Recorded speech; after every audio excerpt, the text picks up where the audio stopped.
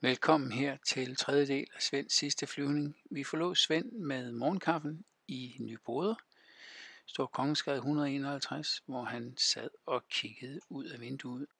Svend tænker kort på dagens program, før han går hjemmefra.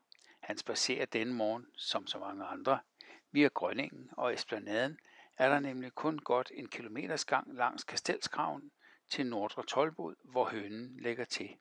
Hønen sejler frem og tilbage mellem Holmen og Nordre Toldbod og fragter dagligt hundredvis af værftsarbejdere og ansatte på flådestation Holmen til og fra arbejde. Som søfolk altid har vidst, så er vand ikke noget, der adskiller, men forbinder. Først når der kommer fornyet aktivitet til Holmen og Ørestaden etableres om 75 år, vil man genopdage det smarte ved at benytte småbåde til transport over havnen, og havnebusserne etableres. Svend tænker på kammeraterne, Ejner Anton Jensen, kaldet Chancy, og Jastrav, som han skal være sammen med i dag. Siden de traf hinanden som søkadetter i 1919, har de været bedste venner og været sammen både i arbejde og fritid. Yderligere knyttet sammen blev de på togterne med Valkyrien i 1919, hvor de havde hentet sønderjyske krigsfanger hjem fra Egypten, Malta og Holland og fået deres søben i Biscayen. Derfor var det også ligesom med en musketeriet, at de alle tre meldte sig til uddannelsen som flyvebådsfører i 1921, da de fik muligheden. Selvom de forlængede deres uddannelse på Søofficersskolen, har ingen af dem fortrudt. De fik certifikater som flyvebådsfører i 1922 efter mange spændende og farlige oplevelser. I dag har de alle fløjet regelmæssigt i 3 år, og flytypen V-29 kender de særdeles godt, blandt andet fra flyvetogtet Göteborg, Stockholm, Helsingfors, som de alle tre deltog i 1923. I frisk erindring har Svend også den lange flyvning til og fra Ostende i Belgien i juli 1924. Sammen med Jastrav og kaptajn Paul Scheibel fløj de 808 km i et stræk, kun med mellemlandinger for at tanke flyene op. I dag skal Svend sammen med Jastrav, Scheibel og mekaniker Peter Jørgen Nikolajsen flyve til Skejesø ved Jyderup, hvor deres fælles ven og kollega, søløjtnant af første grad og pilot Chancy, er på ferie med sin kone Ella. Jensen har inviteret på frokost på Hotel Skejesø. Svend bliver lidt vemodig med tanken om, at han og Jensen snart skal skilles. Men de er også noget at fejre, for efter sin ferie skal Jensen tiltræde som forstander for flyveskolen og rejse til England for at dygtiggøre sig over vinteren. Jastrav skal tilbage til officerskolen og gøre det sidste færdigt, inden han skal til Frankrig til foråret og se på nye fly.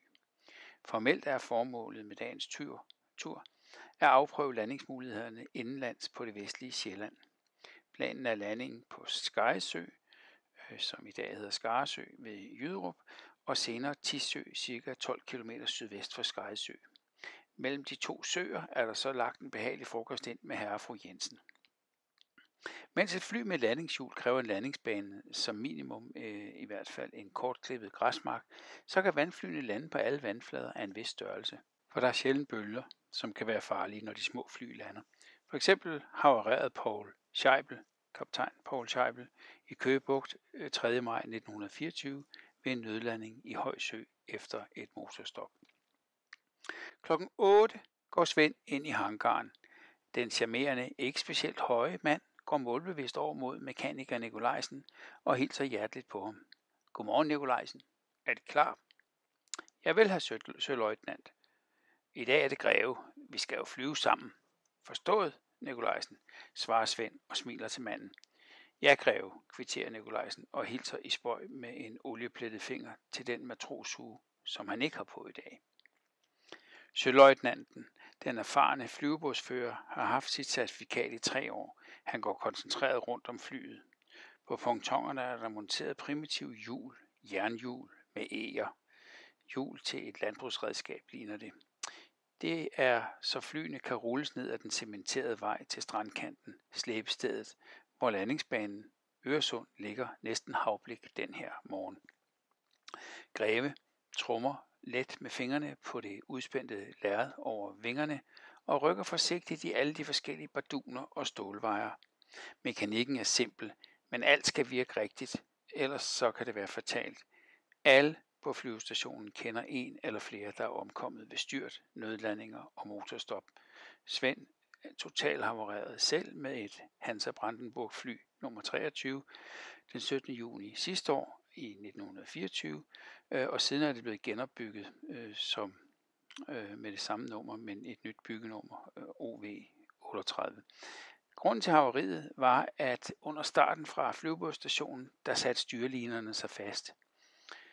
Styregrejerne, det er 2 fodpedaler, som styrer sideroret, og et rat, som styrer flaps på vingerne, altså krængningen, og ratstammens bevægelse frem og tilbage styrer højderoret. Der er et virvar af wire fra cockpittet, som via trisser på fuselagen forbinder styregrejerne til de ror, de betjener.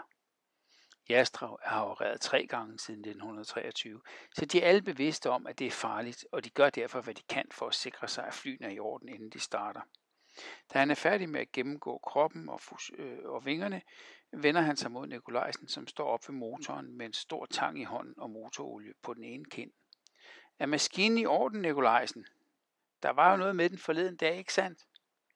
Spørger Greve og trækker en hånd gennem håret. Ja vist, Greve.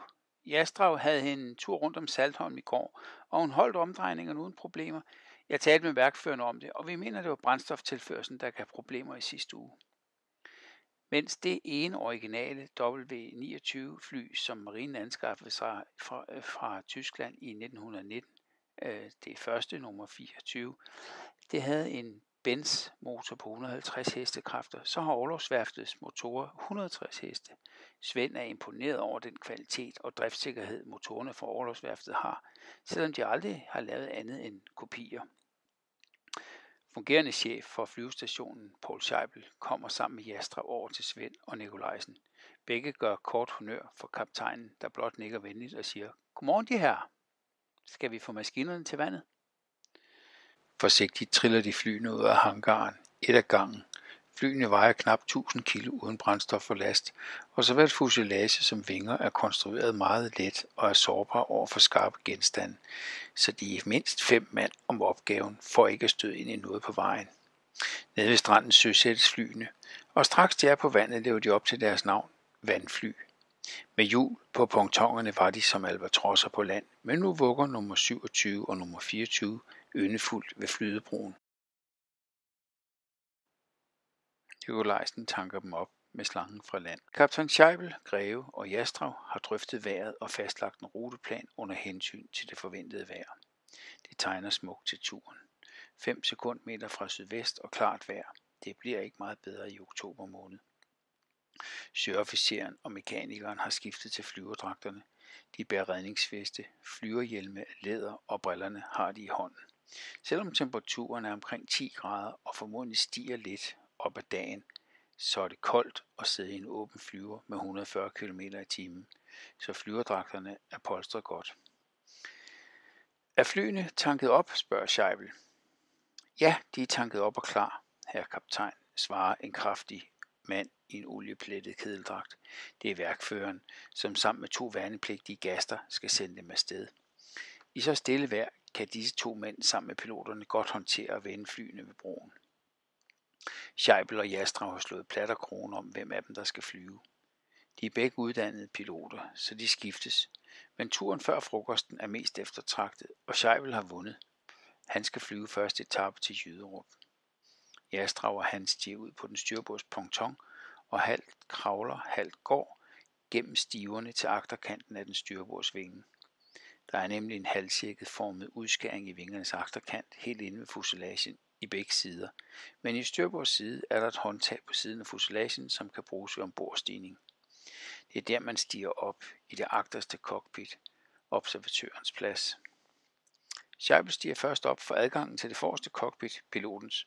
Det går nærmest via det agterste. Begge cockpits er blot et rundt hul i fuselagen med polstrede kanter. Piloten sidder oven på benzintanken, og der er værktøj under sædet i observatørens cockpit. I pilotens cockpit er rattet på styrestangen og 2 fodpedaler. Et par viserinstrumenter i skottet foran piloten, hvor startknappen til motoren også er, og et gashåndtag på siden af væggen i bagbord, så det er egentlig til at overskue. Det er næsten vindstille, så de kan starte direkte fra broen i dag. Først skal flyene dog vendes om. så flyets næse med propellen vender væk fra broen og ud mod sundet. Flyet vendes med lange fortøjningsliner. Fordi vingerne er så lange og så følsomme over for at støde ind i noget, er det fast procedure med en mand i vandet til at støtte pontonen. Værkføreren er manden i vandet i dag. Med vaders på dirigerer han hjælperne på broen, så linernes læggen ud og halen ind foregår koordineret. Da nummer 27 er vendt om, råber han, krængeror, og Scheibel bevæger begge krængeror. Proceduren gentages for sideror og højderor, hvorefter værkføreren råber, klar start, og løfter tommelfingeren på højre hånd i vejret. Scheibel i cockpittet kvitterer med start og starter motoren. Først kommer der et par metalliske knald ledsaget af simultane sorte røgskyer ud af det lange udstødningsrør, som munder ud over bagbords vinge. Derefter tænder maskinen på alle 6 cylindre, og en veritabel røgsky skydes ud. Det støjer voldsomt, og en let vibration ryster gennem fuselagen. Scheibel tager gassen helt af og taxier i tomgang ud på sundet. Hurtigt får værkføreren og gasterne vendt Svends og Nikolajsens fly, og startkommandoerne gentages. Svend taxier også ud på Øresund og lægger flyet med næsen i vinden efter Scheibel og Jastravs fly.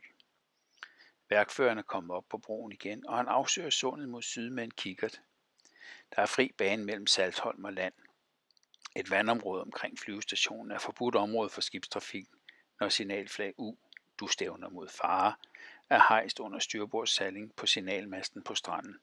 Og i dag er det blevet respekteret. Der er fri bane. Værkføreren siger noget til signalgasten, som hejser startsignalet talstander 1 i bagbordssaling. Flyene ligger begge med næsen mod sydøst. Scheibel og Jastrav forrest, og Greve og Nikolajsen 100 meter bagved. Scheibel giver fuld gas. Der lyder et brøl fra de 6 cylinder og 160 hestekræfter, som umiddelbart følges af et andet brøl fra Svends maskine. Morgenstilheden over Øresund og strand er brudt. Nu er dagen for alvor i gang. Flyene accelererer hurtigt, og efter få sekunder planer pontonerne på de små krabbebølger. Svend er fuldt koncentreret om styregrejerne. Der er ikke tid til at bekymre sig om eventuelle fastklemte liner, selvom det for godt et år siden sendte ham og hans observatør i Øresunds bølger og totalhavererede HM1 OV32. Det gælder om at komme i luften så hurtigt som muligt, for luften er flyets element, og det er lettere at styre derop.